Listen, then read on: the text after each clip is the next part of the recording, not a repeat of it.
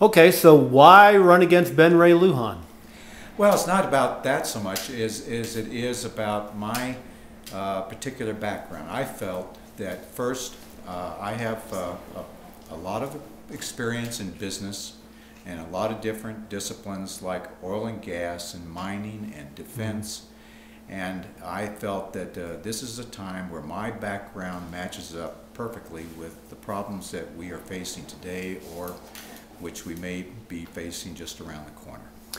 You want to transfer some Social Security funds over to oil, gas, minerals. Can you talk to you a little bit about that? Yes, I've been working on that for a long time now, and recognizing all of the partisan bickering that's been going on about how to solve the debt crisis and Social Security.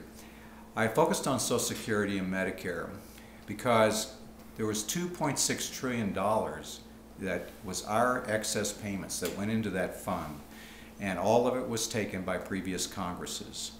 And there is not a dime left in it, but there is basically a government IOU.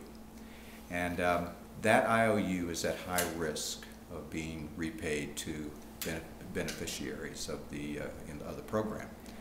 And so I decided that what we should do really is to exchange that IOU for hard assets, real assets like oil and gas and minerals. And as I got more and more into it, I realized that did a lot of things. It not only secured those Social Security benefits, but over time, if you pick things that are in limited supply, and those hard assets will only go up in value over the coming decades. And so we don't need to have a tax increase, and we don't need to have a cut in benefits or extend the age to receive benefits. We can actually be repaid that which was stolen away from us. And that asset value will go up over time. Then the interesting thing, if you don't mind my expanding on Sure. it a little bit, the very interesting thing I learned later in looking at those specific assets, I ran into rare earth elements. And not many people know very much about them, even though we're using them all the time.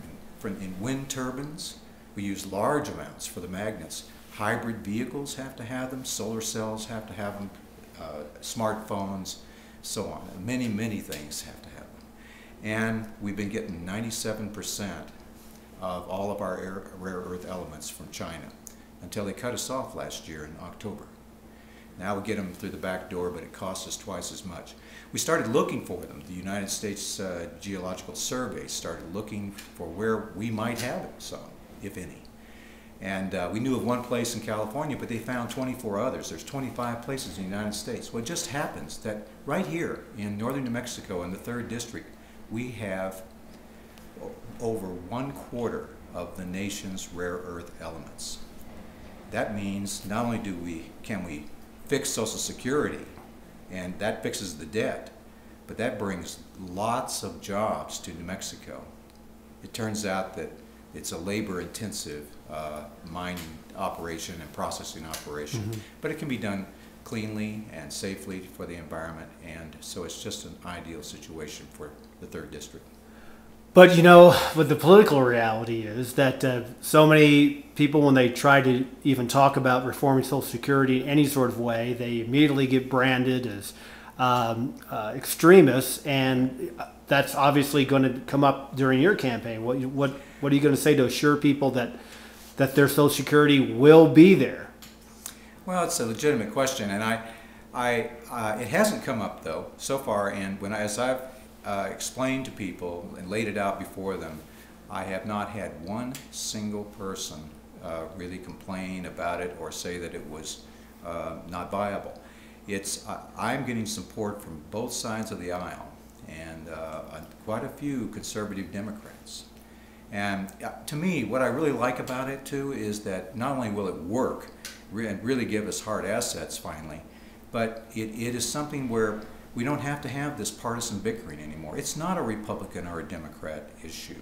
It's just simply saying, let's take our natural resources, manage them effectively, and in the process, we bring jobs to northern New Mexico and fix the Social Security system. And one last thing, this is a national security issue because we need rare earth elements, for example, just like we need oil and gas. We have a strategic oil reserve. Why don't we have a strategic rare earth element reserve in a warehouse somewhere? We should do that, and we will do that. The political reality is that this congressional district is majority Democrat. How does a Republican, and I want to make sure, have you ever run for office before? I'm proud to say that I have never run for office. And of course, there is kind of an anti-incumbency environment that we're in now. But no, the reason I'm running, I don't want to be a career politician. I'll agree to be a congressman here for 6 years, but that's about it. And I think what I need to accomplish, what I can accomplish, we can do it within 6 years.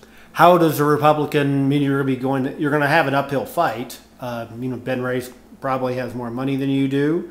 Like I said, it's a majority Democrat district. How do you break through?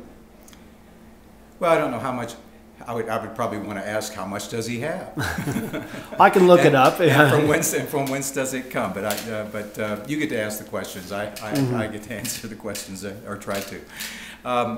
Actually, there's a lot of support. We think it's grassroots support. We also believe that it'll go national because there's several issues. We've just talked about the one that maybe is the most complex, the Social Security fix. But I have strong positions on tax reform and also on border security.